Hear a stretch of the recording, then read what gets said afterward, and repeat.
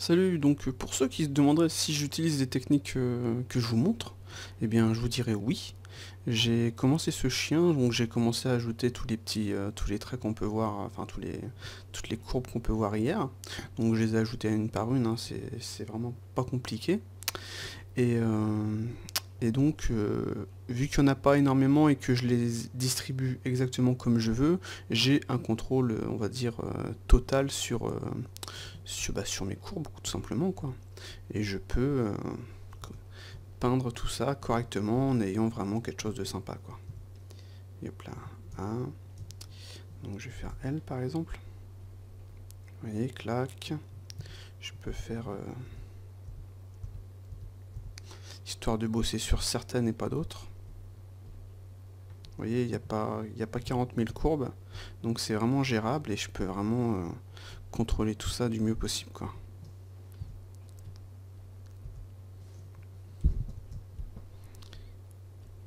Voilà. Donc comme on peut le voir sur les courbes que j'ai actuellement, j'ai que 3 points, c'est fait exprès. Ça me permet vraiment de faire ce que je veux avec ces courbes.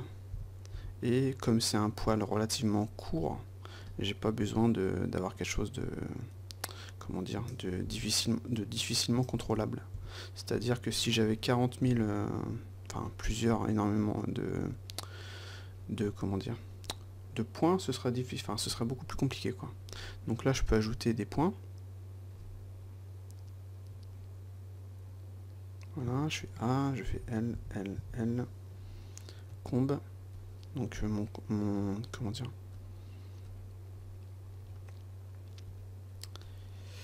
mon pas est encore une fois très utile. Et comme ça je peux améliorer tout ça.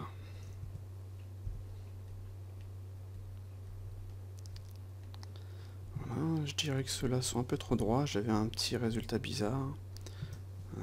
L. Vous voyez, c'est carrément... c'est pas compliqué, quoi. Ça fonctionne plutôt bien. Bon, bien entendu, c'est relativement long. Alors ça, c'est tout à fait normal. Hein. C'est faire quelque chose de correct, il faut prendre son temps. Il n'y a pas de secret. C'est pour ça qu'on voit malheureusement souvent des trucs avec des poils vraiment mal foutus. Et j'espère que je vais réussir à avoir quelque chose de bien, parce que là, j'ouvre ma gueule, mais si c'est pourri ce que je fais après, ça va pas le faire. Mais au moins là, vous voyez, je peux activer le Children pour voir ce que ça donne. Je dirais qu'ici, il faudrait que j'en rajoute. Hop là, Children. Ou alors à ce moment-là que je...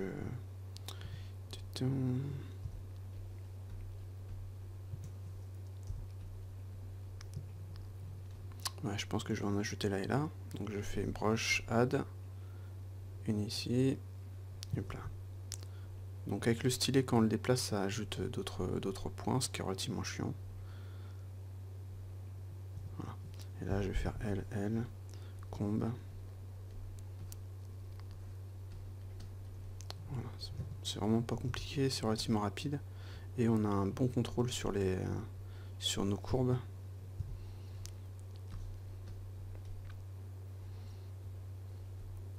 Voilà. Je vais en ajouter une en bas.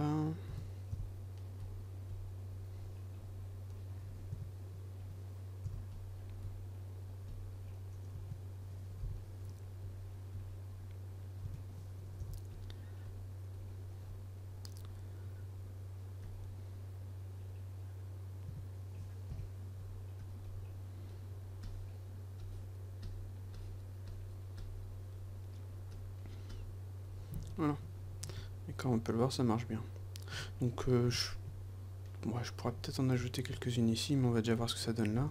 Je vais corriger celle-ci.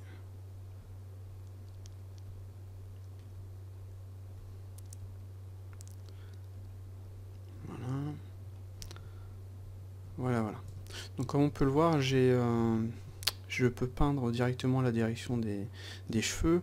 Plus j'ajouterai de courbes, plus je serai précis. Genre par exemple si je veux ici vraiment une démarcation entre les deux, j'ai juste à ajouter des courbes, quoi. Donc là j'en ai déjà. Je peux en ajouter une ici encore. Voilà. L. Donc j'ai ajouté le, comment dire, le distance, le deflect emitter il est à 0,4. Ça évite au poil de rentrer à l'intérieur du mesh, ce qui pourrait poser problème. Donc là tout de suite ça fonctionne bien. Et je peux bien entendu gérer tout ça pour avoir vraiment quelque chose d'impeccable, quoi.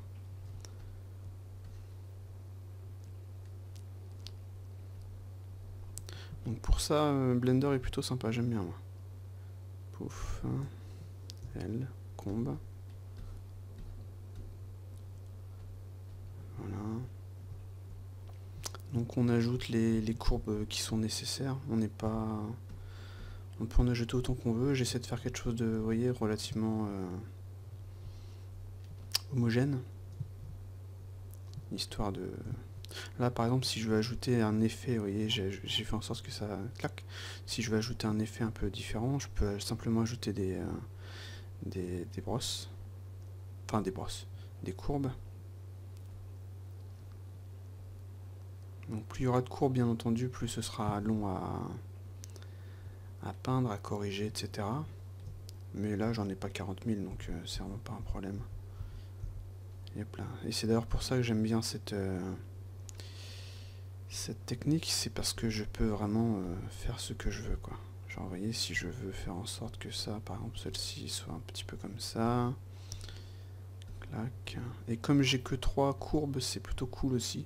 Parce que je suis pas coincé. Vous voyez, si j'ajoute un petit peu de bordel, je peux rafficher ça histoire d'être sûr et certain de ce que je fais. Et comme je suis en interpolated, j'ai vraiment ce que je veux, quoi. Et on peut bien entendu choisir, corriger tout ça, enfin donner exactement la forme qu'on veut, quoi. Ça c'est plutôt sympa.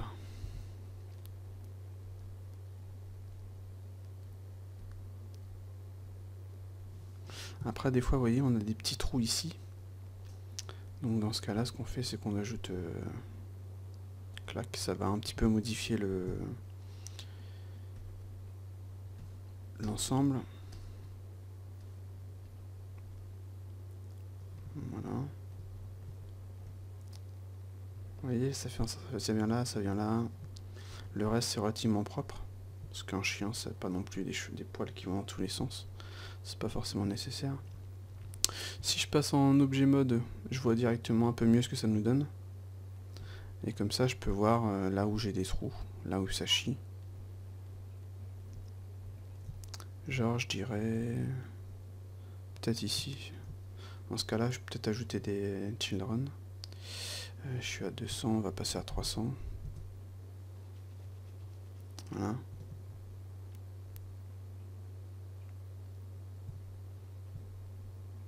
Donc comme on peut le voir, ça marche plutôt bien. Donc j'avais fait un petit rendu, rapidement je vais vous montrer. Donc ça c'est le rendu que j'avais fait. C'est le rendu que j'avais fait hier, donc c'était pas finalisé bien entendu, hein.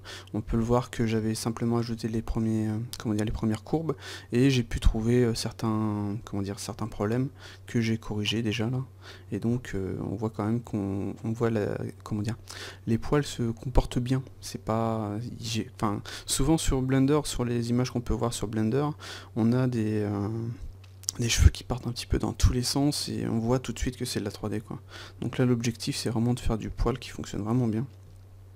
Et là je vois par exemple, vous voyez ici j'ai des... Enfin non vous le voyez pas, je vais monter un petit peu, hop là.